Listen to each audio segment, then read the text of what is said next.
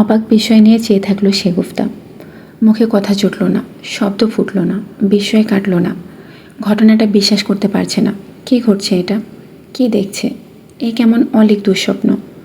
গলার কাছে আটকে পড়ে ঢোক নিচে নামল না ওর। বিরাট বড় হাঁ করার মতো মুখটা বানিয়ে ফেলেছে শেগুফতা। ওই মুখের ভেতরে যেন আস্ত এক পৃথিবী ঢুকে যাবে, যাকে চাইলেও কাছে ফেরানো যায় না, ওভাবে পাশে বসানো যায় না। ওরকম একটা সেবা পাবার কথা ভাবাও অকল্পনীয়। সেই লোক কিনা বসে আছে এই জঘন্য মেয়েটার জন্য, ওই ইতর নিচু অসভ্য মেয়েটার সামনে। কেন অমন উদারতা দেখাতে হবে তাকে? কি প্রয়োজন এটার? কি অদ্ভুত, কি উদ্ভট, কি হিজিবিজি লাগলো ব্যাপারটা।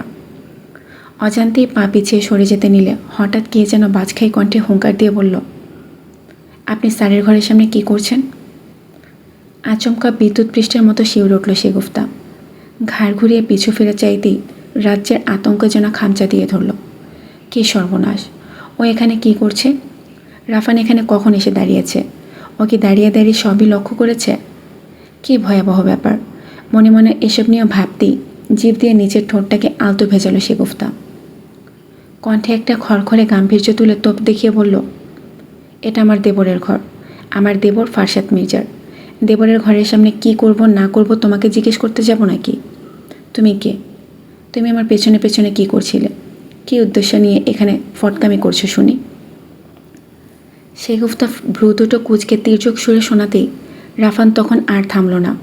নিজের পুরুষালী ভ্রু দুটো আরও দ্বিগুণ খিচে চোখ মুখ কঠোর করে বলল, ওনার নামের পাশে মির্জা লাগাবেন না শেগুফতা ভাবি। এই নামের কোনো অস্তিত্বই নেই। আপনি নিশ্চয়ই জানেন আপনাদের মতো মির্জা ট্যাগ লাগানোর মতো ওনার লাগে না। ওই ট্যাগ ছাড়াই মানুষজন ওনাকে চেনে, এক নামে পুরো পরিচয়টাই জানে। বংশের দাপট ওনার অন্তত লাগে না। তুমি সিলি ম্যাটারের জন্য তর্ক করছো কেন? এরকম বাজে ব্যবহার কী জন্য? আমি কি এখন তোমার জন্য পারমিশন নেব রাফান? তুমি এরকম ফালতু অসভ্যতামি কেন করছো? তর্ক বাদ দিয়ে বিদেয় হও। আমি এমন কিছু করিনি যেখানে এখানে আসাটা কোনো সমস্যা। যাও। দেবরের ঘরের সামনে বাঙালি বধূরা এভাবে দাঁড়িয়ে থাকে, চোরের মতো ছোক ছোক করে। আপনি আমাকে দুই বোঝালেন আর আমিও আপনার কথা মতো দুই দুই বুঝে গেলাম। দুয়ে দুয়ে যে চার হয় সেটা আমি বুঝবো না? কি পরিমাণ খারাপের খারাপ এই রাগী অভদ্র শয়তান ছেলেটা কিভাবে কথা বলছে! কথা শুনে গা জ্বলে উঠেছে শেগুফতার। কত বড় সাহস! শয়তানটা মুখে মুখে আবার তর্কে জড়াচ্ছে। ডান গালে চটাস করে একটা চড় লাগাতে ইচ্ছে করছে শেগুফতার, কিন্তু পরিস্থিতির কথাটা ভেবে নিজেকে শান্তভাবে দমালো। ভারী একটা শ্বাস ফেলে দাম্ভিক কণ্ঠে বলে উঠল, তুমি আমাকে কোন সাহসে হুমকি দামকি দেওয়ার চেষ্টা করছো? কার সামনে দাঁড়িয়ে জবান চালাচ্ছ? আমার সাথে ফালতু স্পর্ধা দেখাবে না বলছি। আমি কেন এসেছি সেটার কৈফিয়ত আমি তোমাকে দেব না। আমার সামনে 2 টাকার পশ অ্যাটিচিউড দেখাবে না। তোমার মতো অশ্লীল চিন্তা করার লোকদের জন্য বলছি। আমি ওই মেয়েটার অবস্থা জানতে এসেছি। মেয়েটা কী করছে, কেমন আছে এটা দেখার জন্যই আসা। ভেতরে এর জন্যই ঢোকেনি, কারণ শেগুফতা কারো প্রাইভেসি ম্যাটারে ইন্টারাপ্ট করে না। এখন নিজে একজন পুরুষ মানুষ হয়ে এখানে কেন এসেছো? এই ঘরে তো তোমার স্যার ঘুমাননি। কাল রাতের ওই আহত মেয়েটা ঘুমিয়েছে। এখন নিজে কিসের জন্য এসেছো? ওই সুন্দরী ঘুমন্ত মেয়েটার লোভে লোভে এসেছো না? ফাজিল ভণ্ড কোথাকার! নিজের নেই শিক্ষা, অন্যকে দেয় দীক্ষা। 2 হাত বজ্রমুষ্ট করে তাকিয়ে রয়েছে রাফান। চোখে ধিক ধিক করে জ্বলছে আগুন। ইচ্ছে করছে এই বজ্জাত মহিলাকে কঠিন কদফা শিক্ষা দিতে, কিন্তু আশু পরিস্থিতির কথা ভেবে কিছুই বলল না সে। একটা মুখ ভাঙা জবাব পর্যন্ত দিল না। যদি স্যার একবার এই অবস্থাটা দেখতেন, এই মহিলার অহংকার মাটির মধ্যে পিষে দিতেন তিনি। ভাগ্যিস রাফান এই মুহূর্তে বৎসা করতে আসেনি। রাগের হলকাটা নাক ফুলিয়ে ছাড়তে আধ ভেজানো দরজাটা ঠকঠক করাঘাত করল সে। গলায় বিনীত ভঙ্গিটা রেখে সরল কণ্ঠে বলে ওঠে, স্যার, রাফান বলছিলাম, ক্যান আই কাম ইনসাইড? ভেতর থেকে সেই হিম ধরা শীতল ভরাট শানিত গলাটা ছুটে এলো। ছোট্ট করে বলল, কাম ফরওয়ার্ড। ওই 2 শব্দের অনুমতিতে স্থির হলো রাফান। চোখ দুটো তখনও শেগুফতার দিকে বিদ্ধ।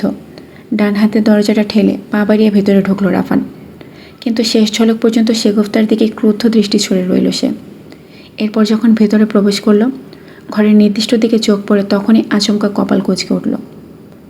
তৎক্ষণাৎ মাথাটা ডানে বায়ে 2 বার ঝাড়া দিয়ে ফের চোখ মেলে তাকালো। চোখ দুটো বড় বড় হয়ে গেল তার। এরপর যা বুঝতে পারল তাতে পিলে চমকে ওঠার জোগাড়। সাদা শার্ট পরা ওই পেশাধারী শান্ত মানুষটা মাথা নিচু ঝুঁকিয়ে ক্ষত মুছে দিচ্ছে। মেয়েটার কোণে লাগা আঘাত তুলো দিয়ে ধীরে ধীরে স্যাভলন লিকুইড লাগাচ্ছে। স্যাভলনের ঝাঁঝালোর চুলুনিতে মেয়েটার দু চোখ বন্ধ, মুখটা বাঁদিকে ঘোরানো। বাঁদিকের খোলা জানালাটা দিয়ে হু হু করে সতেজ বাতাস উদ্যমে উল্লাসে ঢুকছে। সেই হাওয়াতে মেয়েটার এলোমেলো বেনির চুল, স্যারের ঈষৎ নরম চুল দুরু দুরু উড়ছে। দৃশ্যটা এমন জান্তব, এমন সুন্দর, এমন অকল্পনীয় ছিল যে রাফান 2 মিনিট কথাই বলতে পারল না। পরক্ষণে ঠোঁটের কোণে মৃদু হাসিটা ফুটে উঠল। দ্রুত সেটা লোপট করল রাফান। হাসিটা দেখে ফেললে বিপদ। এখন এই ঘরে ওই ইগল চক্ষুর সামনে হাসা যাবে না। হাসলে গ্লক 17 পিস্তলটার মতো চোখ দুটো তাক করে ফেলবে। এখানে কেন এসেছো রাফান? দরকারটা বয়ান করো। কথার ধরন শুনে শাওলিন চোখ খুলে চাইল। এভাবে কেউ কথা বলে? কেমন যেন খড়খড়ে ভঙ্গির না? আজ্ঞাসূচকের মতো লাগলো না ওটা, বরং ফাঁসির আসামির কাছে যেভাবে কর্তৃত্ব বজায় রেখে বলা হয়, বয়ান করো, ঠিক সেরকম কিছু মনে হলো। গলার স্বরটা এমনি কিছুটা বজ্রগম্ভীর লাগে, কানে ভারী গমগম প্রতিধ্বনির মতো অনুভূত হয়। গতকাল রাতে যখন স্ট্র দিয়ে পানি পান করলো, ওই মুহূর্তের দৃশ্যটা আবারও মনে মনে স্পষ্ট ভেসে উঠল। ওই মোমজলা আধারে সাদা পর্দার ওপাশে কেমন বিরাট দেখাচ্ছিল ওই পৌরুষ দেহকায়, কেমন সম্ভ্রম ব্যক্তিত্বের আভাস ছিল ওটা। এমন সময় শাওলিন শুনতে পেল রাফানের শক্ত গলা। কালকের হামলাটা নিয়ে আর্মির কিছু তথ্য এসেছে স্যার। ওরা যা জানিয়েছে তাতে প্রচণ্ড আশ্চর্য হতে হয়েছে। আপনি যদি ফ্রি থাকেন আমি আপনাকে তথ্যগুলো পাঠিয়ে দেব। ওদের নন অফিসিয়াল কিছু আপডেটের পাশাপাশি একটু আগের ভাইটাল তথ্যও এসেছে। আমি কি আপনার অফিস রুমে পৌঁছে দেব স্যার? মাথাটা অল্প নোয়ানো থেকে এবার একটু তাকালো শোয়েব। বাই মুখ ফিরিয়ে রাফানের মুখটায় তাকালো।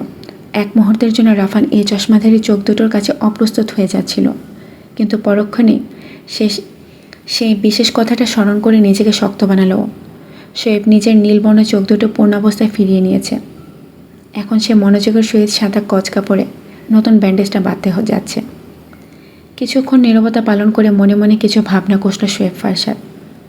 দুহাতের দক্ষ চালনায় কোণের ব্যান্ডেজটা পুরোপুরি বেঁধে দিতেই বলল, রাফান শোনো। বলেই ডান হাতে সার্জিক্যাল কাঁচিটা তুলে দিল। ক্ষণিকের ওই অল্প বাক্যে রাফান ও শাওলিন দুজনেই সপ্রতিভ। দুজনে শোয়েবের দিকে পূর্ণদৃষ্টিতে তাকিয়ে আছে। ব্যাপারটা নিজেও আর চোখে লক্ষ্য করে প্রসঙ্গটা ব্যক্ত করল শোয়েব। আগামী 7 দিন কড়া পাহারায় একটা ব্যবস্থা করো। এমন ব্যবস্থা করো যেন নিরাপত্তার ফাঁদ গলে একটা পাখিও ঢুকতে না পারে। গতকাল এদের উপর সাধারণ কিছু হয়নি, একটা অস্বাভাবিক মুভমেন্ট প্রসিডিওর হয়েছে। এটা আগে থেকেই কোথাও না কোথাও রেডি করা ছিল, আর এখানেই ছিল এই খাগড়াছড়িতে। এখানে বন জঙ্গলের পরিমাণ এত বেশি, রাতের আধারে কেউ পালিয়ে গেলে আর্মিরা ধরতে পারবে না। কেন পারবে না জানো? তাই যেভাবে বললাম সেভাবে করো। কোথাও এপিডেমিক কন্ডিশন দেখলে সবার আগে কার্যালয়ে যোগাযোগ করবে, এরপর বাকি জায়গায়। পরিষ্কার? সবগুলো কথা অখণ্ড মনোযোগে শুনল শাওলিন। শুনতে পেল রাফান সিদ্দিকীও, কিন্তু কথার মাঝে এমন একটা তীর্যক ইঙ্গিত ছিল যেটা শুধু বুঝতে পেরেছে রাফান। আর্মিরাও ধরতে পারবে না। এই একটা কথার কাছে সম্পূর্ণ উত্তর বুঝি মাথাটা হাসূচক তোলালো রাফান। পকেট থেকে একটা খামের মতো জিনিস বের করে সেটা সে সামনে বাড়িয়ে ধরল। শাওলিন চকিত মুখটা ডানে ফিরলে সেই বাড়ানো হাতটাতে দেখতে পেল একটা খামসদৃশ বস্তু দেখে চোখ উপরে তুলল ও। এটা কি? এটা আপনার জিনিস মিস। কাল রাতে এই কটা জিনিসই আপনার কুটির থেকে নিয়ে আসা হয়েছে। বাকি সব জিনিস এখন কাস্টাডিতে আছে। ওগুলো ওখান থেকে পরে নিতে পারবেন। কিছু প্রমাণ দেখিয়ে পারমিট ইস্যু লাগবে।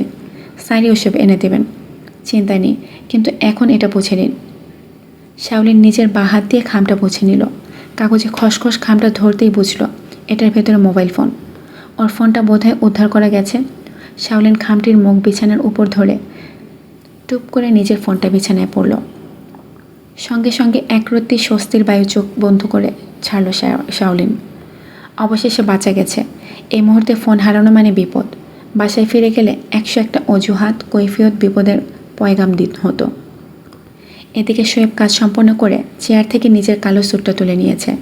ওদিকে রাফান ঘরের বাইরে প্রস্থান। নিজের বাঁ হাতে ভারী স্যুটটা ঝুলিয়ে নিতে হিমস্থির কণ্ঠে ডেকে উঠল শোয়েব। শাওলিন! এমন করে ডাকলো যাতে চোখ তুলল শাওলিন। দু চোখ কৌতূহল মিশ্রিত চাহনি ফুটিয়ে বলল, জি। তুমি কি নিচে ডাইনিং এরিয়াতে ব্রেকফাস্ট করতে পারবে এখন? প্রশ্নটা শুনে নিজের পায়ের দিকে তাকালো। এক পলক পা দুটো মৃদু নাড়াচাড়া করল। পরক্ষণে চোখ ফিরে হ্যাঁ বোধক সম্মতিতে বলল, আমার কোনো সমস্যা হবে না অফিসার। পায়ের ব্যথা কিছুটা কমেছে, হাঁটা যাবে আশা করি। বেশ, নিচে চলো। কথা মতো পা দুটো ফ্লোরে নামিয়ে খুব সাবধানে দাঁড়ালো। পায়ের গোড়ালির দিকটা বেশি ভর রেখে সামনের দিকটা হালকা করে রাখলো। পায়ের তলায় এখনও মোটা সাদা ব্যান্ডেজ। এই ব্যান্ডেজটা এখনও খোলা হয়নি, এটা নাস্তার পর খোলা হবে। সিঁড়ি দিয়ে খুব আস্তে আস্তে নামলেও ওর পেছনে ততটাই আস্তে ধীরে নামছিল শোয়েব।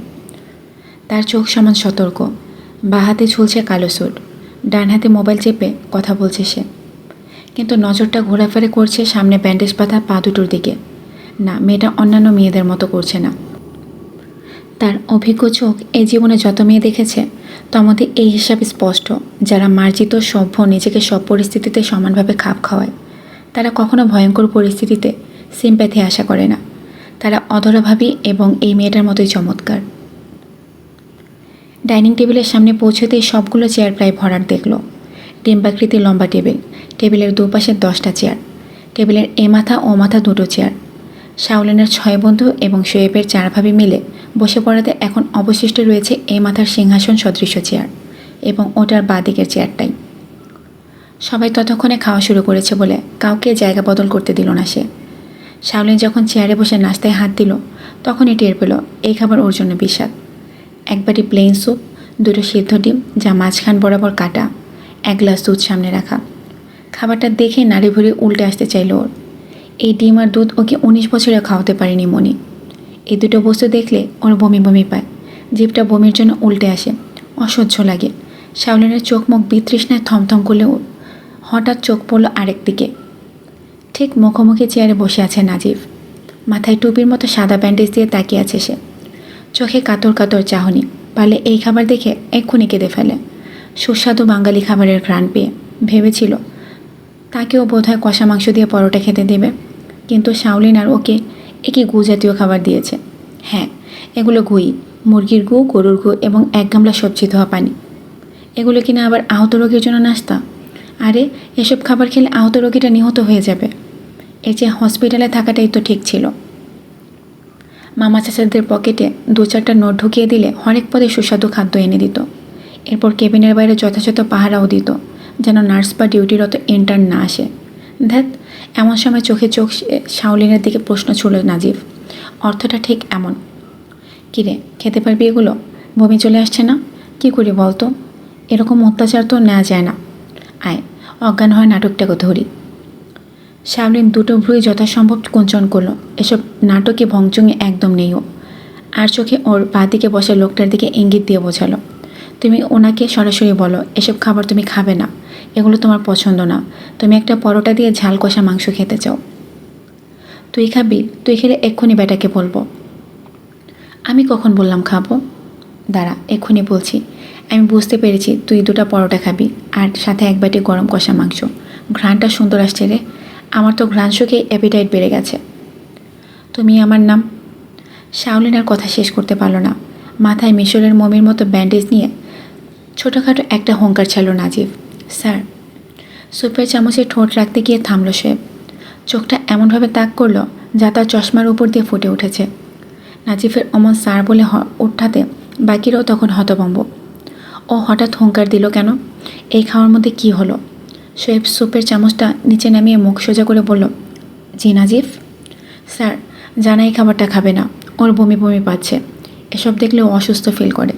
ওর জন্য অ্যানাদার অপশন দেওয়া যাবে, এই যেমন বাকিদের মতো মাংস পরোটা? হতবাক শাওলিন বিস্ফোরিত চোখে চাইল। কী খারাপের খারাপ? এভাবে কেন ফাঁসানো হচ্ছে? ও কখন বলল ও এসব দেখে অসুস্থ ফিল করছে? কি বাজে মিথ্যাটা বলে দিল।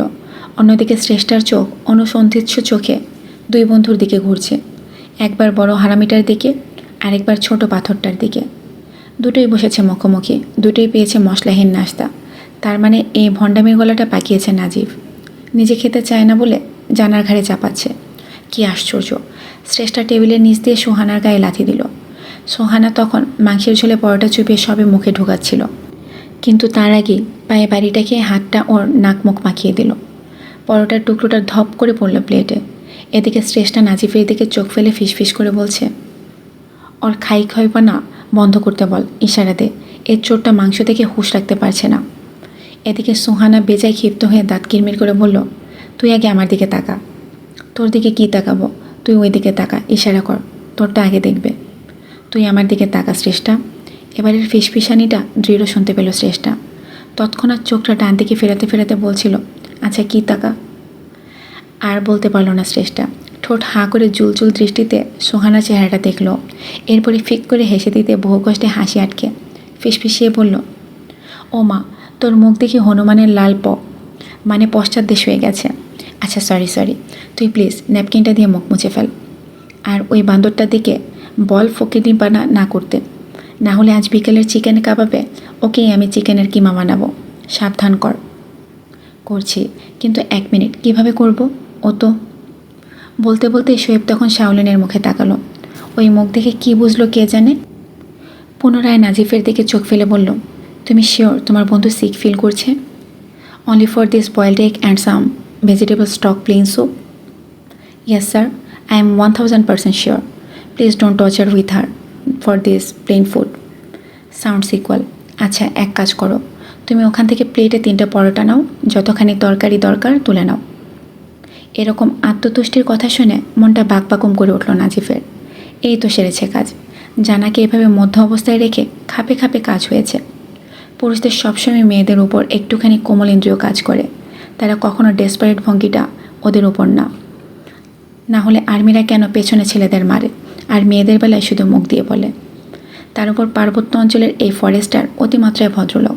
খুশিতে ঠোঁট মুখ উদ্ভাসিত হয়ে প্লেটে মনের ইচ্ছা মতো সব তুলে নিল। এরপর আরেকটা প্লেটে শাওলিনের জন্য একই খাদ্য তুলে নিতে গেলে এবার পারমাণবিক মিসাইলটা ছুড়ল শোয়েব। তুমি আরেকটা প্লেট নষ্ট করছো কেন?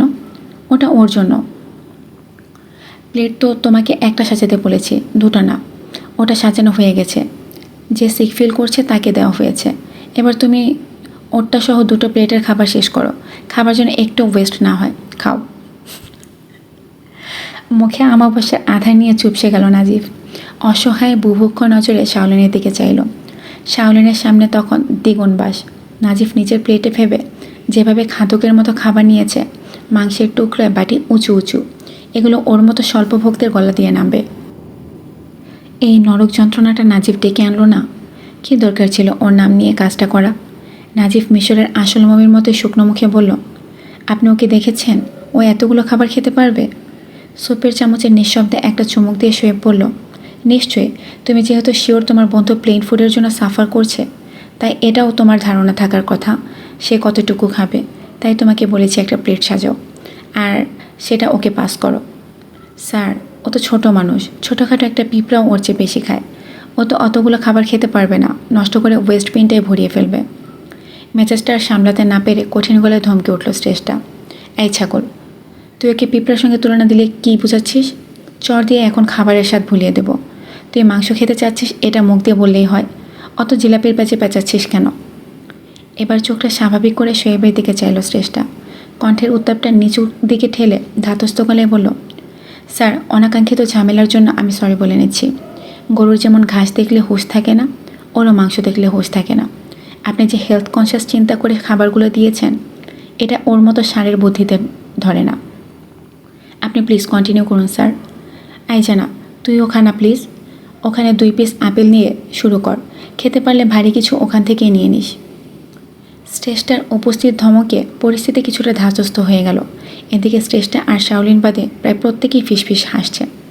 মিথিলা ঠোঁটের সামনে হাত রেখে হাসি আড়াল করছে। তাহিয়া মাথাটা প্লেটের দিকে ঝাঁকিয়ে অধরা বহু কষ্টে ঘর কাঁপিয়ে হাসা থেকে বিরত থাকছে। অন্যদিকে শেগুফতার চোখ মুখ গম্ভীর, মুখে যেন কালি পড়েছে। অধরা হাসির দমকটা আটকানোর জন্য সবে ডান পাশে তাকিয়েছিল, কিন্তু শেগুফতার ওই গম্ভীর মুখ দেখে আর নিজেকে আটকাতে পারল না। হো হো করে হেসে উঠতেই এদিকে ভেবাচেকা খেয়ে যায় শেগুফতা। মুখে পরোটা নিয়ে চিবোতে চিবোতে হঠাৎ থেমে ভাবল, আচ্ছা মুখে কি কিছু লেগে আছে? এই অধরা চোখ খিচিয়ে হাসছে কেন? অন্যদিকে থেমে নেই বাকিরা। হাসির জীবনে ছড়িয়ে যেতেই পুরো ডাইনিং ঘর হাসিতে ফেটে পড়ল। এবার আর বাদ মানল না কেউ। সেই হাস্যকলরবে চমকে উঠলেন বৃদ্ধ ফাতেমা। এ কি! চোখে বয়সের ভারে নজ্জ চশমা, হাতে সুন্দর একটা কাঠের ডায়েরি। তিনি দুই ভ্রুর মাঝে চমকের ভাঁজ ফেলে বললেন, নিচে হাসির রোল নাকি? কারা হাসছে? এই মরা বাড়িতে উল্লাসপূর্ণ আবহাওয়া কি করে এলো? কিভাবে কি? দুপুরটা ঘনিয়ে এসেছে সন্ধ্যায়। চারিদিকে ভয়াল কালো মেঘ। মেঘের গোগ্রাসে ঢেকে আছে সমস্ত আলোকিত বনাঞ্চল। ঢেকে গেছে সমস্ত নির্মলতা। পার্বত্য এলাকায় যখন তখন ঝড় বৃষ্টি নামে, যখন তখনই আছড়ে পড়ে তুফান। এখানে আবহাওয়ার আন্দাজটা খাটে না। সারাটা বাংলো ভয়ানক নির্জীব। কোথাও কেউ নেই। ওরা 5 জন দূরের একটা টিলার কাছে গিয়েছে। হেঁটে গেলে 40 মিনিট। নাজিফ গিয়েছে হসপিটালে। ওর মাথার ব্যান্ডেজটা পাল্টানো বাকি। শাওলিন দুপুরের ওষুধগুলো খেয়ে চুপচাপ জানালার কাছে দাঁড়িয়ে আছে। সুন্দর দুটো নির্মল চোখে বজ্র সরব প্রকৃতি দেখছে। কেমন ঘুমোর যন্ত্রণার মোচড়ে উঠে বুকটা। একটা বোবা অস্ফুট কান্নে হো হো করে মন। যেন এক্ষুনি আকাশের চোখ ফেটে অস্ত্র ঝরবে আর পৃথিবীর মাটিতে ছড়িয়ে নেবে আলোড়ন। পরনের হালকা গোলাপি জামাটা বাতাসে খুব দুলছে। ঢোলা হবার ফলে দস্যুর মতো ছোবল দিচ্ছে শীত। ঠান্ডা শীতল পরে সে কেঁপে ওঠে শাওলিন। হাত দুটো চেষ্টা করে বুকের কাজটা আড়াআড়ি জড়িয়ে নিতে, কিন্তু ডান হাতের কোণের বিভৎস ব্যথাটার জন্য পারে না। এমন সময় ঘরের পেছন থেকে ডেকে উঠল অধরা। তুমি ঘুমাওনি? মাথাটা পিছু ঘুরিয়ে তাকায় শাওলিন। ডান কাঁধ বরাবর পিছু তাকিয়ে মাথাটা ডানে বামে নাড়ায়ও। সমস্ত মুখ চুলের দুরন্তপনায় লুটোপুটো খাচ্ছে। বাগানের সতেজ গোলাপের ফুলটার মতো ফিরে পেয়েছে ওর পাতলা ঠোঁট। গোলাপি নরম মিঠে রং, ঠোঁটের চতুর্দিকে এক অদ্ভুত কোমলত্ব। অধরা মিষ্টি হেসে মেয়েটার কাছে ভিড়তে ভিড়তে বলল, তোমার তো গোসল করা হয়নি, বেলা প্রায় শেষের দিকে। তুমি কি গোসল করতে চাও? সামনে দাঁড়ানো অল্প বয়সী মানুষটাকে দেখল শাওলিন।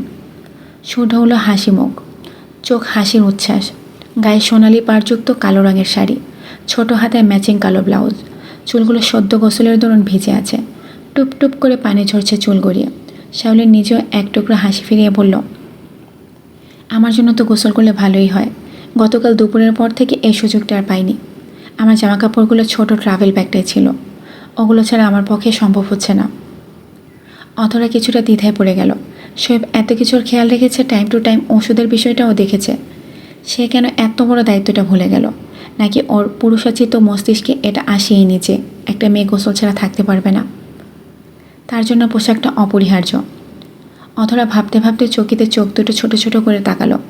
শাওলিনের দিকে আপাদমস্তক দৃষ্টি বুলিয়ে ভাবুক গলায় বলল, আচ্ছা, তোমার জন্য একটা ভালো বুদ্ধি আছে। বুদ্ধিটা খুব সুন্দর। তুমি চাইলে এক্ষুনি উপায়টা বাতলে দিতে পারি। তবে একটা শর্ত আছে, তোমার জামা কাপড়ের ব্যবস্থা না হওয়া পর্যন্ত তুমি আমার বুদ্ধিটা না করবে না, কোনো সংকোচ করবে না। কি বুদ্ধি অধরা? একা একা কী উপায় ঠাউরাচ্ছ তুমি? হঠাৎ দুজনেই সেই প্রশ্ন কণ্ঠে চোখে পিছে তাকালো। শাওলিন তাকালো অধরার ঠিক পেছনে, আর অধরা নিজের মাথাটা ঘুরিয়ে দরজার দিকে তাকালো। দেখতে পেল সেজনাথ বউ তাহিয়া ধারুন ভ্রু নাচাতে নাচাতে অধরাকে প্রশ্ন শুধাচ্ছে। অধরা একটা ফিচেল হাসিতে সম্পূর্ণ পেছনে ঘুরতেই তাহিয়াকে সব বলল। তাহিয়া ব্যাপারটা তৎক্ষণাৎ সম্মতি দিলে আর দেরি করল না অধরা। ঝটপট সব দক্ষ হাতে ত্রস্তভাবে বন্দোবস্ত করল সে। বিস্ময় বিমূঢ় শাওলিনের হাতে এক স্তূপ ধরিয়ে দিয়ে বলল, যাও, এবার গোসলটা সেরে এসো। বাকিটা আমি দেখে নিচ্ছি কেমন। এরপর ছাদে গিয়ে বসলে তোমার চুল 10 মিনিটের মধ্যে শুকিয়ে যাবে। যাও যাও, দেরি করো না, একটু পর বেলা হয়ে যাবে। নিজের হাতের দিকে থমকানো চোখে তাকালো শাওলিন। ঘোর বিস্ময়, কপাল কুঁচকানো। বাইরে গুলুম গুলুম করে মেঘ ডাকছে। বৃষ্টি নামতে বোধহয় দেরি নেই। লোহার প্রকাণ্ড ভারী গেট দুটো গুড়গুড় মেঘের মতো গর্জন তুলছে। মাঝখানে ফাঁক হয়ে দুদিক বরাবর খুলে যাচ্ছে গেট দুটো। গেট ডিঙে ভেতর ঢুকছে একটা অফ রুটের জিপ। জিপের পুরো দেহ কালচে সবুজ বর্ণের। ইঞ্জিনটা বন্ধ হয়ে গমগম শোরগুলো থেমে যেতেই দরজা খুলে বেরোলো বন কর্মকর্তা। মুষলধারে আছড়ে পড়েছে বন পাহাড়ের বৃষ্টি। এক একটি ফোঁটা যেন মার্বেল আকৃতির। তার পোশাকে, তার চলনে, তার দৃষ্টিতে, তার ভাবভঙ্গিতে বৃষ্টির নিপাট স্পর্শ ছুঁয়ে দিচ্ছে। আবছা হয়ে আছে চোখের 1 হাত দূরত্ব। জিপের চাবিটা পকেটে পুরতে পুরতে কাকর বেছানো লম্বা পথটা ধরে বাংলোর সীমানায় উঠল। খোলা দরজা দিয়ে ভেতরে ঢুকতেই কোথা থেকে যেন মতিন একটা গামছা হাতে ছুটে এলো। গলায় অস্থির চিন্তার ভাব ফুটিয়ে বলল, ভাইজান, আপনি ভিজা ভিজা কেন আইলেন? আমার একটাবার ডাক ছাড়তেন। ছাতাখানাটা লয়ে ছুট দিতাম, এই আকাইমা বৃষ্টির লেগা আপনারা জ্বর সর্দি ধরব। না, এই বৃষ্টিতে আমার জ্বর আসে না। রোকেয়াকে বলো 1 মগ কফি লাগবে। আমি উপরে গেলাম। আচ্ছা ভাইজান, আমি পাঠাই দেবার ব্যবস্থা করতেছি। মতিনের প্রস্থানের পর পা দুটো সিঁড়িপথে চলমান করে শোয়েব। সমস্ত শরীর বৃষ্টিতে ভিজে গেছে। অসময়ের বৃষ্টিতে ভেজার ইচ্ছা থাকলেও আজ বাড়ি ভরা অতিথি বৎসলন সরল। এক ঝাঁক তরুণ তরুণী দল, অন্যদিকে গুলজার আজিজ তার 2 জন চেনা লোক নিয়ে এখানে আসছেন। আসার কোনো শক্ত উদ্দেশ্য নেই, তবে শোয়েব অনুমান করেছে এরা নিশ্চয়ই গুলজার আজিজের স্বজন কেউ। এখন ব্যাপারটা যেন কোনো আঙ্গিকে বিয়ে প্রসঙ্গে না যায়, দাদির কানে পাত্রী সংক্রান্ত কথা না ওঠায়। সে এই মুহূর্তে এসব ভয়াবহ চিন্তা করছে না। সে বিয়ে নামক সামাজিক বন্ধনে আগ্রহী না। সিঁড়ির প্রতিটা ধাপে ভেঙে ভেঙে দোতলায় উঠল শোয়েব। অন্যমনস্ক মস্তিষ্ক আজ বড়ই অশান্ত। মেজাজটা তিলে তিলে খতরনাকের দিকে যাচ্ছে, কিন্তু তার মুখাবয়বে যথেষ্ট শান্ত। বাঁদিকে না যেয়ে ভুলবশত ডান দিকে পা ঘুরায়ও। খেয়াল নেই নিজের ঘরটাতে যে রাতারাতি অন্য কারোর। সে পায়ে পায়ে হাঁটতে থাকলে বন্ধ দরজার সম্মুখে থামে। আরেক পা বাড়িয়ে যে দরজাটা ধাক্কা দিতে নেবে, ঠিক তখনই আচমকা থমকে যায় সে। স্থির হয়ে যায় চোখ, থমকে তাকায় ও। যেই দরজাটা ধাক্কা দিতে নেবে, ঠিক তখনই আচমকা থমকে যায় শোয়েব। স্থির হয়ে যায় চোখ, দুধর্ম চমকেও স্থবির হয় মন। চোখের সামনে আর কেউ নয়, বরং দাঁড়িয়ে আছে দাদি। দরজার রুপলি নবটা ধরে সাদা ভ্রু দুটো ঈষৎ কুঁচকে চেয়ে আছেন। গলে আধো কৌতূহল আধো দ্বিধা মিশিয়ে বললেন, কী ব্যাপার অফিসার সাহেব, আপনি এদিকে ভুল করে এদিকে চলে এসেছেন? মুখের হকচকিত ভাব সেকেন্ডের মধ্যে আড়াল করল সে। বুঝতে দিল না সে যে ভারী ভীষণ খেয়েছে। তার বিক্ষিপ্ত মন সত্যি ভুলে গিয়েছিল নিজের ঘরটা এখন অন্যের দখলে।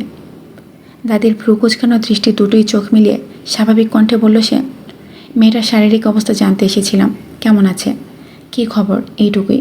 মাত্র নক করতে যাব, তার আগেই দেখছি দরজা খুলে দিয়েছ। কথাগুলো অকপট নির্ভেজাল স্থির কণ্ঠে বলল সে। একটা পরিষ্কার নির্বিকারত্ব ফুটে উঠল চোখে, কাটালো চোয়াল এক শীতল স্পর্শী মুখে। দাদির চোখ দুটোর চাহনি অতিমাত্রায় ছোট ছোট হয়ে গেছে। তিনি কি একটা গভীর আশঙ্কা পর্যবেক্ষণ করে ভীষণ চিন্তিত হয়ে গেলেন? নবটা ছেড়ে এক কদম বাইরে এসে প্রচণ্ড দ্বিধাপূর্ণ দৃষ্টিতে বললেন, তুমি ডাক্তারের কাছে যাওনি? তোমার কাঁধের পেশিটা আরও ফুলে উঠেছে। এগুলো কেমন ধরনের কাজ করছো? ডাক্তারকে আসতে বলো ফারশাদ, এরকম ফেলা ফেলা একদম বরদাস্ত করব না। উচ্চ কণ্ঠে কথাগুলো শুনতে ডান হাতটা উপরে উঠালো শোয়েব। নিজের বাঁ কাঁধের হাতটা রাখতেই বুঝল অজান্তেই কখন জানি বাঁ কাঁধটা প্রচণ্ড ফুলে উঠেছে। ব্যথাটা খুব একটা কাবু করতে পারেনি। দুপুরে একসঙ্গে 2টো হাইব্রোজের পেইনকিলার খেয়ে ফেলায় ব্যথাটা রন্ধে রন্ধে সংকেতে পৌঁছাচ্ছে না। কিন্তু যার চোখে ব্যাপারটা খাপে খাপে ধরা পড়ল, তিনি তো এখন ক্ষান্ত দিবেন না। ডাক্তার না ডেকে বসবেন না এক চুল। সে ফোলা কাঠটা ডান হাত দিয়ে নির্বিকার চিতে সুস্থির কণ্ঠে বলল, আমার কাঁধে ব্যথা নেই, ফোলাটা বাইরে থেকে বেশি স্পষ্ট বোঝা যাচ্ছে। বৃষ্টির পানিতে শার্ট ভিজে আছে, এই ভেজা শার্টের কারণে এরকমটা মনে হচ্ছে। দুপুরে পেইন কিলার খেয়েছি 2টো, বর্তমানে ব্যথার ছিটে ফোটাও নেই। ডাক্তার ডেকো না দয়া করে। প্রয়োজন বোধ করলে আমি ব্যাপারটা দেখে নেব, টেনশনের কোনো কারণ নেই। সাজিয়ে গুছিয়ে মিথ্যে কথা পরিবেশন করছো কেন? আমি তো দেখতে পাচ্ছি কাঁধের ওখানটায় রক্ত জমাট বেঁধে আছে। এরকম অবস্থায় নিজের মতো ওষুধ খাওয়াটা ঠিক? শোয়েবের নির্ভীক সোজা কণ্ঠ, তুমি আমার জন্য হট ব্যাগের ব্যবস্থা করে দাও। চাইলে নিজে এসে এই জায়গাটা দেখে নিতে পারো। আমি এখন আর বাইরে যাব না। একটু পর গুলজার সাহেব তার 2 জন লোক নিয়ে আসবেন, তাদের যথাসাধ্য অতিথি আপ্যায়ন করো। কথাটা বলতে আরও এক পা এগিয়ে গেল সে। বৃষ্টিতে পুরোপুরি ভেজে থাকায় সাদা শার্টটা সম্পূর্ণ গা সাটানো, স্বচ্ছ সাদা কাপড়ের অতলে ঢাকা পড়ে আছে এক ঘাম ছড়ানো কঠোর দেহশ্রী। দেহের ভেতর লুকিয়ে আছে এক দুর্গম অজানা দুর্গ। সেই দুর্গের ধারালো খাঁজ পেশির মাপ, নিখুঁত বলিষ্ঠতা প্রচণ্ড শ্বাসরুদ্ধকর। সেখানে একবার তাকালে পাজরা ভেতরটা ঝিমঝিম করে ওঠে। এদিকে ফাতেমা নাজ তখনও জানতেন না ওনার পেছনে থাকা নারীটি ভীষণ আশ্চর্যে তাকিয়ে আছে। স্নিগ্ধ কোমল মুখের উপর ভয়াতুর কৌতূহল। ওর চোখ তখনও আটকে আছে দরজার বাইরে 2টো আশ্চর্য বিধর চাহনিতে। লোকটার ওই বিশাল দুর্গের মতো বুকটার মাঝে ওটা কিসের চিহ্ন? স্থির খাটো ছোট দৃষ্টিতে শাওলিন গভীর রূপে দেখতে চাইল, কিন্তু গলার কাছে নিঃশ্বাস যেন আটকে আসছে। বুকের মধ্যে হৃৎপিণ্ডটা দাপিয়ে বেড়াচ্ছে। এক অদ্ভুত অস্থিরতায় চোখ নামালো। শুধু এটুকু বুঝতে পারলো ওটা সার্জারির দাগ। ওরকম একটা সার্জারির চিহ্ন বইয়ের পাতায় পড়েছে, বহুবার বহু জায়গায় ছবিটা দেখেছে, কিন্তু লোকটার ওই স্থানে কেন এরকম চিহ্ন, ঠিক ওই বিশেষ স্থানটাতে? এদিকে দরজার বাইরে তখনও দাঁড়িয়ে কথা বলছিলেন ফাতেমা। তিনি কথা বলতে বলতে রূপলি নবটা টেনে দরজাটা ভিজিয়ে দেন। চোখের সামনে ওইটুকু দৃশ্যপট আস্তে আস্তে বন্ধ দরজায় ঢাকা পড়ে। কানে শুধু অস্ফুটে এটুকু শুনতে পেল, ওকে বাঁচাতে গিয়ে নিজের কাঁধটাকে জখম করেছ, সারা রাত ব্যথা নিয়ে ঘুমাতে পেরেছ, তার উপর হাতের এই জায়গাটা হয়েছে। অজুহাত বন্ধ করো ফারসাদ। এক ঘা শুকাতে না শুকাতে আরেক ঘা বসিয়ে এনেছ। আসো, মিথিলাকে ডেকে ব্যবস্থা করি হট ব্যাগ দিয়ে। এরপর আর কিছু শুনতে পেল না ও। দরজার আড়ালে কথাগুলো চাপা পড়ে গেল। আবছা অন্ধকার ঘরটার ভেতর এখনও বাতি দেয়নি শাওলিন। জানালাগুলো দিয়ে শত শত বাইরের আলো এসে পড়েছিল। তাতেই সুইচ বোর্ডটা খুঁজে খুঁজে বাতিটা জ্বালিয়ে দেয়। মুহূর্তেই বিশাল ঝড়ো ঘরটার মাঝে আলোর বন্যা যেন বয়ে গেল। দেয়ালে দেয়ালে আলোর বিচ্ছুরণ, প্রকৃতির বৃষ্টিমুখর ছন্দ, ঘরে একটা শান্ত শীতল বাতাস, সব কিছুই কেমন হৃদয় জড়ানো। শাওলিন চতুর্দিকে চোখ বোলাতে বোলাতে ঠোঁটে এক টুকরো মিষ্টি হাসিতে উদ্ভাসিত হলো। কি সুন্দর শৈল্পিক মন, মার্জিত চোখ, ঘরের আনাচে কানাচে একজন রুচিশীল মানুষের চমৎকার ছাপ। আসবাব থেকে শুরু করে পায়ের তলায় থাকা লাল মখমলি কার্পেট, জানালার গ্রিলহীন থাই গ্লাস, বারান্দায় কাচের স্লাইডিং ডোর, দেয়ালে ঝুলতে থাকা গ্রাম বাংলার চিত্রপট, সবই কেমন যেন শান্তি ছোঁয়ানো। যেন এই ঘরটায় কেউ পা দিলে সে রন্ধে রন্ধে এক সুখ মাখানো আরাম অনুভব করবে, এক অব্যক্ত সুখ, শান্তিময় নিবিড় সুখ। শাওলিন চুলে তোয়ালে ঘষতে ঘষতে আয়নার কাছে এসে থামল। ড্রেসিং টেবিলের আয়নায় নিজের অবয়ব দেখতে পেয়ে সহসা হাত দুটো থমকালো। এক দুধর্মনীয় কৌতূহলে নিজের প্রতিবিম্বটা দেখতে লাগলো। কার বাড়ি, কার ঘর, কার শাড়ি, কার আশ্রয়, কোনো কিছুই ওর নয়, অথচ সব কিছুই কেমন যেন লাগলো পৌঁছানো। এই পৌঁছে দেবার কাজটা সৃষ্টিকর্তা কেন করেছেন? কিসের ইঙ্গিতে করেছেন? কোন পরিকল্পনায় সাজাচ্ছেন? কোনো কিছুরই উত্তর খুঁজে পেল না শাওলিন। গম্ভীর শুকনো হাসিহীন মুখটার মাঝে কোনো উত্তর এসে ভিড়ল না। ঘড়িতে ঠিক কটা বাজে খেয়াল নেই। সদ্য গোসল শেষে কোমরের তাওয়াল পেঁচানো দীর্ঘ উচ্চতার লোকটা ঘরে প্রবেশ করেছে। তার চওড়া দৃঢ় কপালের উপর এক ছাট সারিবদ্ধ চুল, চুলের অগ্রভাগ চোখের ওপর লুকোচুরি খেলছে, কখনো ছুঁয়ে দিচ্ছে চোখের লম্বা সুন্দর পাপড়িগুলো। দুটো নীল স্বচ্ছ মনে দৃষ্টিবিদ্ধ হয়ে আছে ফোনের দিকে। ডান হাতের বুড়ো আঙুলটা টাইপের স্পিডে কিছু একটা লিখে যাচ্ছে। অন্যদিকে চোখ বোলাচ্ছে ঘরের দেয়াল ঘড়িতে। রাত 8:20। ইতিমধ্যে গুলজার আজিজ এবং তার সহযোগী দুজনের এসে পড়ার কথা। নিচে তারা এসেছে কিনা তা সে জানে না। আলমারি থেকে ডার্ক গ্রিন টি শার্ট, একটা আমেরিকান ব্র্যান্ডের ট্রাউজার বের করে নিল। যতটুকু খেয়াল আছে আজ এমন কিছু আলোচনা হবে না যার দরুন মাথাটা বিগড়ে যেতে পারে। খুব ঠান্ডা, খুব শান্ত, খুব স্থির থাকতে হবে। ঝটফট গায়ে পোশাকগুলো জড়িয়ে ঘর থেকে বেরোলো শোয়েব। সিঁড়ি ভাঙতে ভাঙতেই বুঝতে পেরেছিল হল ঘরে মেহমান উপস্থিত। কিছু একটা নিয়ে হাসি মুখর গল্প বিরাজমান। শোয়েব সেখানে উপস্থিত হতে গল্পের মোড় অন্যদিকে ঘুরল। ঘটনা কোন দিকে যেতে চলেছে তা বুঝতে একটুও দেরি হলো না। চায়ের কাপে চুমুক দিয়ে গুলজার আজিজ বলে উঠলেন, বন বিভাগের চাকরি কেমন যাচ্ছে? প্রশাসনিক কাজ, বৈদেশিক সেমিনার সব মিলে অবস্থা কেমন?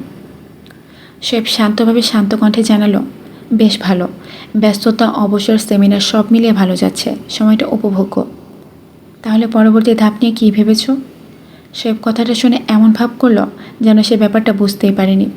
একটা ইচ্ছাকৃত সরল অভিব্যক্তি ফুটিয়ে বলল, পরবর্তী ধাপ বলতে ডিএফএ থেকে প্রমোটেড। কথাটা শুনে খলখল করে হেসে উঠলেন গুলজার। ওনার ঘর কাঁপানো হাসিতে সমস্ত হলঘর ভরে উঠল। তিনি যেন এমন মজার কথা ইহজন্মেও শোনেননি। ওনার হাসিতে একমাত্র শোয়েব ব্যতীত হলঘরে সকলেই বিব্রত। রাফান মুখটাকে পেঁচা বানিয়ে তাকিয়েছিল।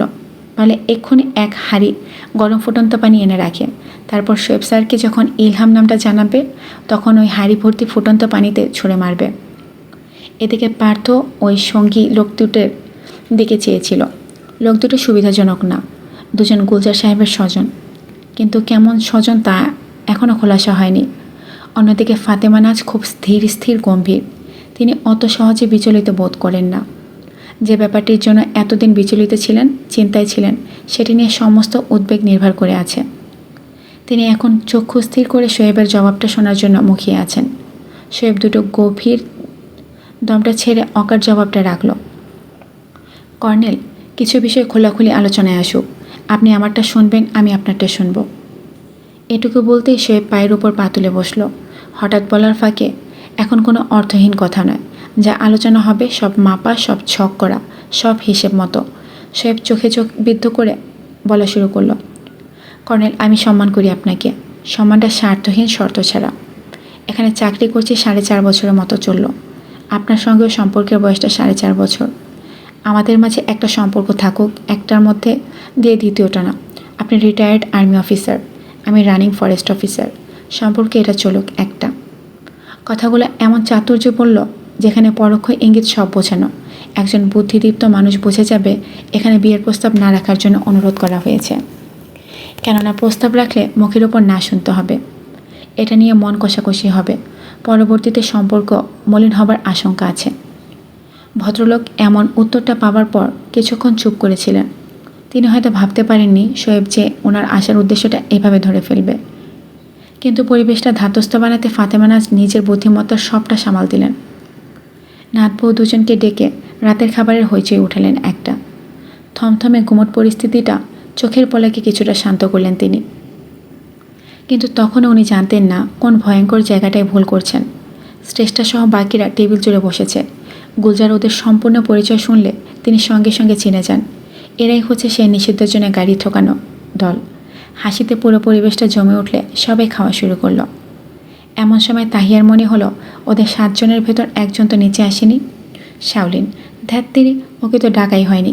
তড়িৎ গতিতে অধরার কানে খবরটা পৌঁছিয়ে দেয় তাহিয়া। অধরা নিজের ভুলমনা রোগের জন্য জিভ কামড়ে মাথায় হাত। সামনে রোকেয়াকে দেখে যেই ডাকতে নিবে ঠিক তখনই পেছন থেকে প্রশ্ন ছিটকে এলো, এখানে নেটওয়ার্ক নেই, বৃষ্টির কারণে কি নেটওয়ার্কের সমস্যা?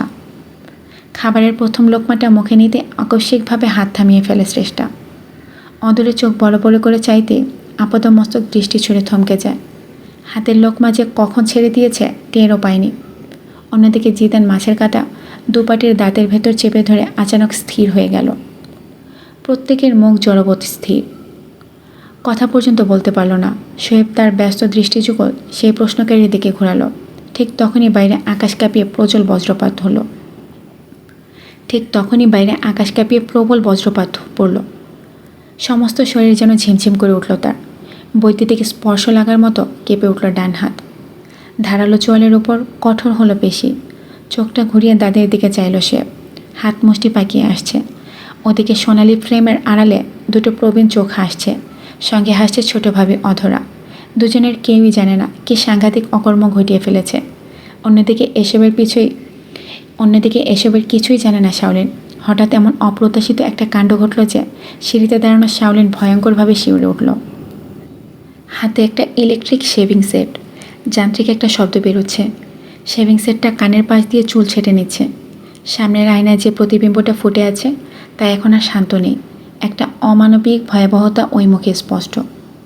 রাগের উত্তপ্ত তেজ খুব সাবধানে সামলানো, যেন একটু এদিক ওদিক হলে ভয়ানক বিস্ফোরণ ঘটে যেতে পারে। বাইরে আকাশ অন্ধকার করা বৃষ্টি। কাল রাতের বাদলা ভাব এই সকালেও কাটেনি। এখনও ব্যাপারটা ভুলতে পারছে না শোয়েব। চোখের সম্মুখ থেকে হাঁটতে পারছে না ওই দৃশ্যটা। মনে পড়লে তার 2 চোয়ালের প্রখরতা আরও কঠিনতে ধার দেয়। দাদি এমন একটা বিষাক্ত কাজ কি করে করলেন? কিভাবে চিন্তা করলেন ওই বিপজ্জনক অংশটা ঘাটানোর? উনি কি ভুলে গেছেন কেন ওনার প্রাণপ্রিয় নাতি পরিবারটা পরিত্যাগ করেছে? আর কেনই বা সে ব্যবসায়িক মহলে না ঢুকে এমন খাপছাড়া বন্য জঙ্গলে পড়ে আছে? এমন আশ্চর্যজনক কাণ্ড তিনি কি করে ঘটান? দাঁতে দাঁত চেপে আরও একবার নিজেকে ঠান্ডা বানালো শোয়েব ফারসাদ। নিজেকে বোঝালো everything is all right, nothing has gone irritable.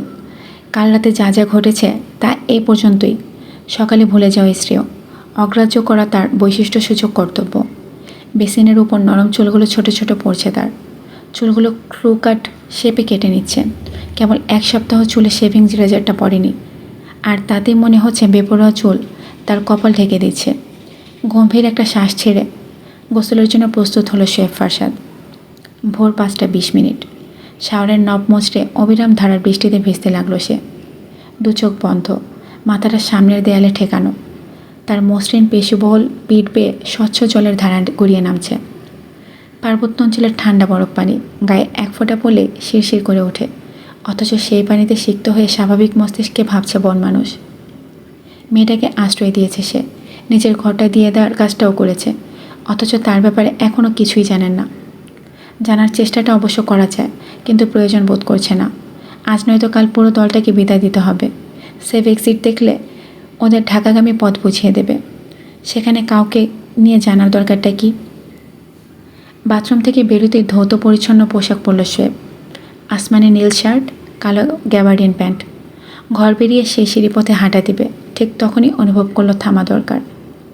একটা ক্ষীণ শব্দ শোনা যাচ্ছে। বাইরে মুষলধারার বৃষ্টি, দূরে কোথাও বজ্রঘাতের শব্দ।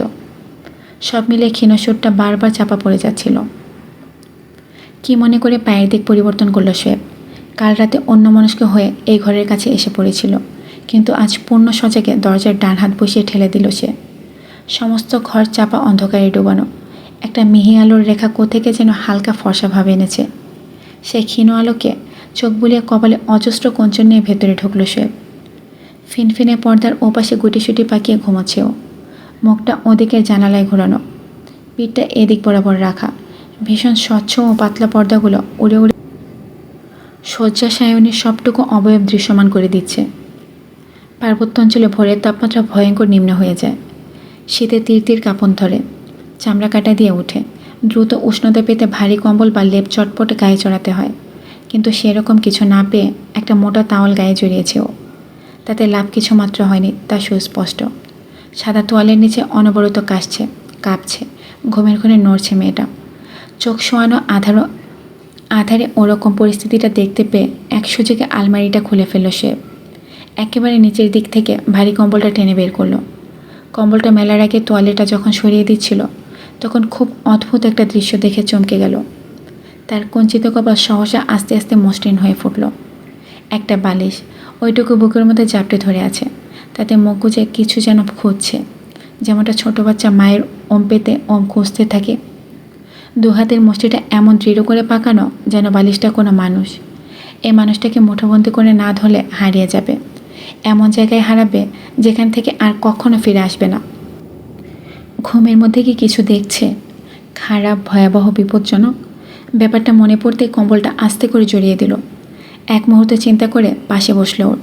দাদিকে একবার ডেকে আনা দরকার, কিন্তু কাল রাতের ঘটনাটা সহনশীল নয়। জোরে এক বুক শ্বাস ছেড়ে খুব শান্ত গলায় ডাকলো সে। শুনতে পাচ্ছ? এক মুহূর্তে সম্পূর্ণ স্থির, কোনো কাজ হলো না তাতে। বিপজ্জনক কিছু একটা এখনও ও দেখছে। কপালে একটা রগ দপদপ করে কাঁপছে। ডাকটা ব্যর্থ বুঝতে পেরে সামান্য ঝুঁকল সে। হালকাভাবে নিজের ডান হাতটা ওর মাথায় স্পর্শ করলো।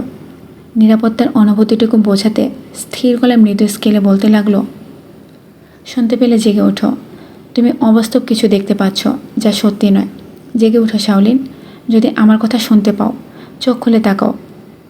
ভয়াবহ দুঃস্বপ্নের ভেতর কেউ অস্থির হয়ে গেল। এভাবেই একসময় সাহায্য করতো সে। ঘুমের ঘরে প্রায় দেখা যেত কেউ না কেউ গোঙাচ্ছে, কেউ ভয় পাচ্ছে, কেউ অশান্ত হয়ে যাচ্ছে। অন্যান্যরা ধমকে তাকে জাগাতে গেলে শোয়েব করতো তার উল্টো। সেই মানুষগুলোকে সাহায্য করতো সরল ভঙ্গিমায়। আজও তার সেই শান্ত নিরাপদ কণ্ঠে ঘুম ভাঙালো শাওলিনের।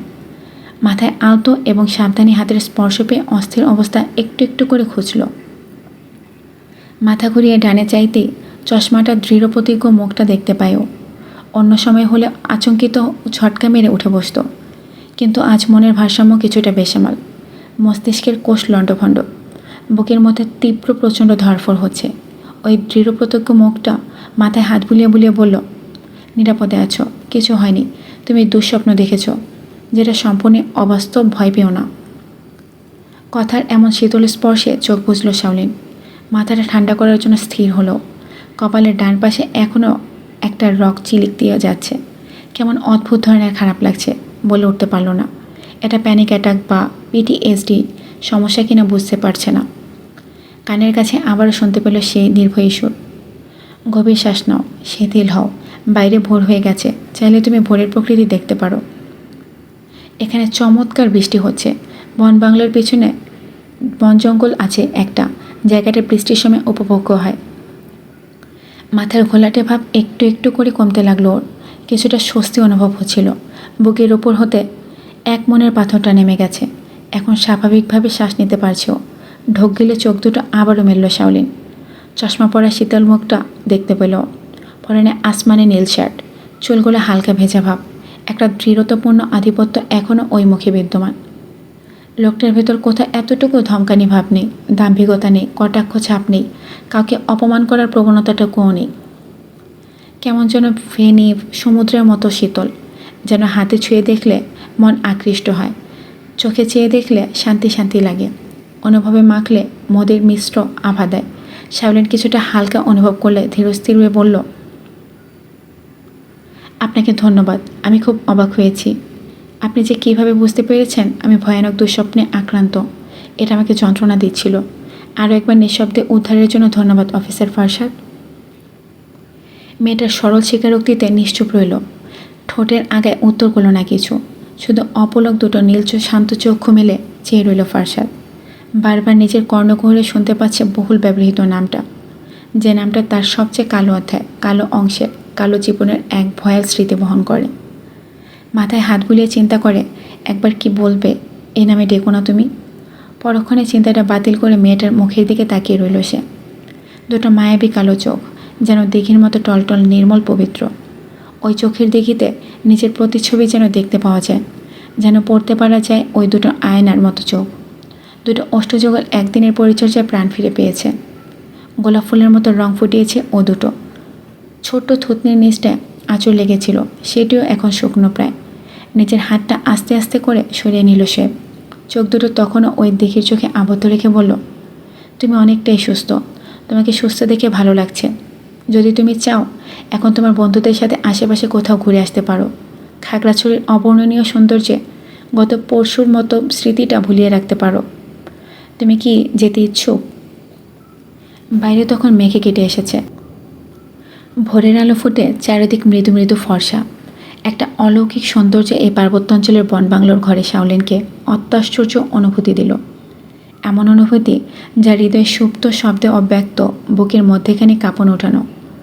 বন কর্মকর্তার অমর স্বাচ্ছন্দ্য বাক্যে নিজের উচ্চাটন সুর গোপন করে বলল, সম্ভব, সম্ভব।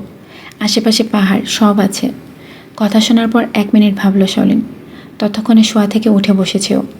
গায়ে যে নরম ভারী কম্বল তা সে খেয়াল করেনি। পরনে কাল বিকালে সেই ঘটনাবহুল পোশাক, গাঢ় ছাই রঙের সুতির শাড়ি। শাড়ির পাড়টা বেশ মোটা এবং কালো, ব্লাউজটা ছোট হাতার, রঙটা পাড়ের মতোই কালো বর্ণ। চোখটা অন্যদিকে ঘুরিয়ে নিল সে।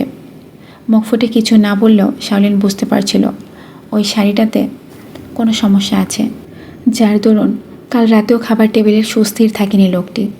পানির গ্লাসটা ডান হাতে খামচে টেবিলের উপর ভয়ঙ্কর একটা আছাড় মেরে গেছে। উপস্থিত সকলেই তখন বিদ্যুৎস্পৃষ্ট। ঘটনার আকস্মিকতা ঠাহর করতে পারেনি কেউ। একমাত্র ফাতেমা নাজ এবং অধরার মুখ ফাটা বেলুনের মতো চুপসে গিয়েছিল। আর একটা কথাও কেউ তখন বলেনি। বুদ্ধি করে কিছুটা স্বাভাবিক কণ্ঠে বলল শাওলিন, আপনি কি কোনোভাবে শাড়ি পরার জন্য উপর বিরক্ত? চোখ ঘুরিয়ে ওর দিকে তাকালো সে। আপাতমস্তক আরও একবার চোখ বুলিয়ে সত্যটাই বলল, শুধু এই শাড়িটার উপর বিরক্ত, শাড়ি পরাটার উপর বিরক্ত না। বাঙালি হিসেবে তোমাদের জন্য শাড়ি পোশাকটা সুন্দর, আমার এটা ভালো লাগে। শেষের কথাটা শুনে তৎক্ষণাৎ ঢোক গেল শাওলিন। অনুভব করতে পারল এই ভদ্রলোক কিছু কিছু জায়গায় যথেষ্ট সোজাসাপটা, স্ট্রেইট ফরওয়ার্ড কথাটার মতো সরাসরি সত্য চটপট বলে দেয়। কিন্তু সে কি জানে এভাবে মেয়েদের সামনে শাড়ির আলাপন তুললে কিছু অদ্ভুত বিষয় হয়, যা বাক্য দিয়ে শব্দ দিয়ে তেমন ব্যাখ্যা করা যায় না। শাওলিন প্রসঙ্গটা ঘুরিয়ে দিতে অন্যদিকে মন নিয়ে বলল, আমার বন্ধুরা আজই পোশাকের ব্যবস্থা করবে। আশা করি আপনার জন্য বিব্রতকর পরিস্থিতিটা ঘটবে না। যদি আপনার ভাবি বা দাদি একবার আমাকে বলতেন এটাতে কোনো সমস্যা আছে। আমি এটা পড়া থেকে কথাগুলো এক মনে বলে চলেছিল শাওলিন, কিন্তু খেয়াল করেনি ততক্ষণে শোয়েবের চোখ অন্যদিকে ঘুরেছে। গ্যাবার্ডিন প্যান্টের ডান পকেটে মৃদু ভাইব্রেশনের কিছু কাঁপছিল। লাগাতার ডিভাইসটাকে অগ্রাহ্য করে ওর কথাই মূলত শুনছিল। কিন্তু যখন বুঝতে পারল কলটা একবার নয় বরং বারবার আসছে, তখন কিছুটা ধৈর্যের চ্যুতি ঘটিয়ে ফোনটা রিসিভ করে সে। কানে ফোন থেকে হ্যালো হো কোনো কিছু না বলে নিঃশব্দে উঠে পড়েছিল শোয়েব। এদিকে শাওলিনে বুঝতে পারিনি এই নীরবতার মাঝে কখন যে লোকটা উঠে চলে গেছে। যখন কথা শেষ করে ডান দিকে চোখ তুলল ততক্ষণে বুঝতে পারল ঘর খালি, আশেপাশে কেউ নেই। কি ভয়াবহ! কাল রাতে যে ভুলটা তিনি করেছেন তার দরুন মুখটা এখনও অন্ধকার। নাতি ওনার ঘরে একবারও এলো না। তিনি সাত সকালে ভেবেছিলেন আজ ওর সবচেয়ে প্রিয় সবচেয়ে পছন্দের ফ্রুট কাস্টার্ডটা বানিয়ে খাওয়াবেন, কিন্তু খাওয়ানো তো দূর থাক, ওনার ভদ্রচেতন নাতি বন বিভাগের জঙ্গল সার্ভেতে চলে গেছে। সঙ্গে নিয়ে গেছে দুটো গোলা বালুদকে, পার্থ এবং রাফান। বাড়িটা এখন ভরে আছে এক দঙ্গল ছেলেপেলেদের কণ্ঠে। তরুণ প্রাণের উচ্ছ্বাস হঠাৎ হঠাৎ হাসির স্বরে ধরা দিচ্ছে, তবে হাসি দেখেনি ওই অদ্ভুত ঠান্ডা মেয়েটার মুখে। আহত ব্যথায় জর্জরিত পায়ে পাতলা ব্যান্ডেজ দিয়ে ও এখনও আছে নিজের ভূমিকায়। প্রশ্ন করলে উত্তর দেয়, কথা শোধালে জবাব রাখে, জানতে চাইলে ততটুকুই প্রত্যুত্তর। অথচ সেদিন রাতে যখন ছেঁড়া ময়লার রক্তে মাখা পোশাকটাকে বদলে দিয়েছিলেন, তখনই ওনার চোখে চরম বিস্মিত ব্যাপারটা ধরা পড়ে। কোনো এক বিচিত্র কারণে এই ব্যাপারটা কারোর সঙ্গে আলাপ করেননি তিনি, শোয়েবের কাছেও নয়। এমন সময় ওনার ঘরের দুয়ারে মৃদু ঠক ঠক করা আঘাত পড়ল। তিনি চশমা চোখে দরজা বরাবর তাকালেন। গম্ভীর মুখে এক পশমা বৃষ্টির মতো হাসি দিয়ে বললেন, এসো, খুব ভালো হলো তুমি এলে বলে। বসো, কাছের ওই চেয়ারটা টেনে বসো। দরজা ছেড়ে প্রবেশ করেছে শ্রেষ্ঠা। নাস্তা পর্ব চলাকালে কেন জানি এই বৃদ্ধ ওকে কথা বলার জন্য ডেকেছিলেন, কিন্তু কী কারণে ডাকতে পারেন তা এখনও উদ্ঘাটন হয়নি ওর। হাঁটু পর্যন্ত ঢাকা কালো লং টি শার্টে ঢোলা জাতীয় প্যান্ট, চুলগুলো খুব উঁচু করে খোপা বাঁধা, গলায় কালো ওনাটা এক প্যাঁচ দিয়ে বুকের দুপাশে ঝুলিয়ে রাখা। পুরোপুরি স্মার্ট ভঙ্গিতে একটা চেয়ার টেনে বসলো। মৃদু গলায় স্পষ্ট আত্মবিশ্বাসী সুরে বলল, জি আন্টি, আপনি আমাকে ডেকে পাঠিয়েছিলেন? ফাতেমা নাজ সাবধানে শুধরে দিয়ে বললেন, আমাকে দাদি দাদু বলতে পারো। আমি তোমাদের দাদু বয়সী মানুষ। তা তোমাকে ডেকেছিলাম একটু গল্পগুজব করার জন্য, তোমাদের ব্যাপারে জানার জন্য। তোমরা এতগুলো মানুষ বাড়ি ছেড়ে এভাবে টুরে দিচ্ছ, ঘুরতে ফিরতে সময় দিচ্ছ, এসব নিয়ে কথাবার্তা। শ্রেষ্ঠা মুচকি হাসিতে জবাব দিয়ে উঠল, আমরা কজন হলে আর হোস্টেলে থাকি দাদি। বলতে পারেন বাড়ি ছাড়া সবার জীবন কিছুটা অন্যরকম।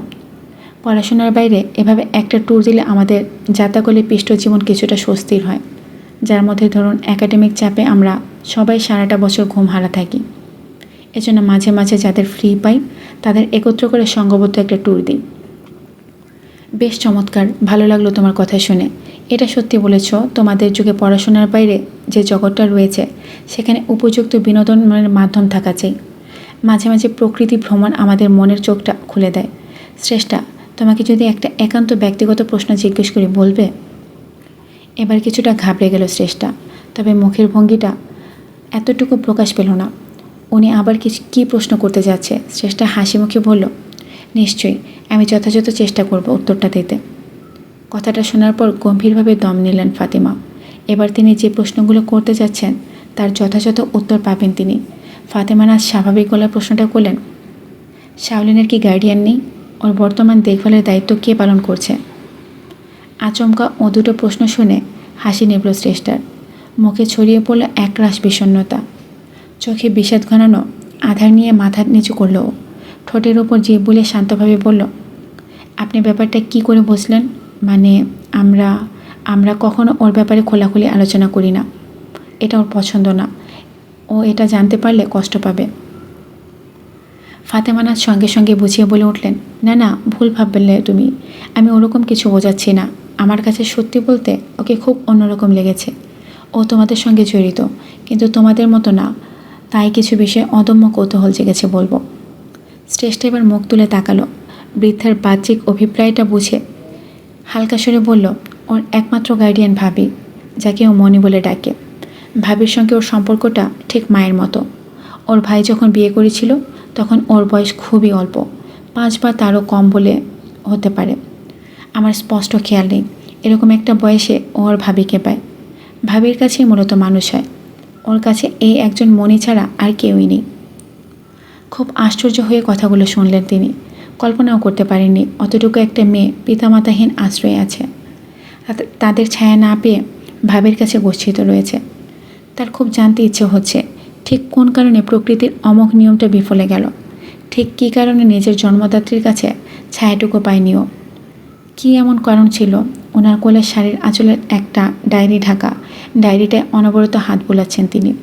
গতকাল সারাটা দুপুর একটু একটু করে পড়েছেন, কিন্তু সামনে এগোনোর দুঃসাহস ওনার হয়নি।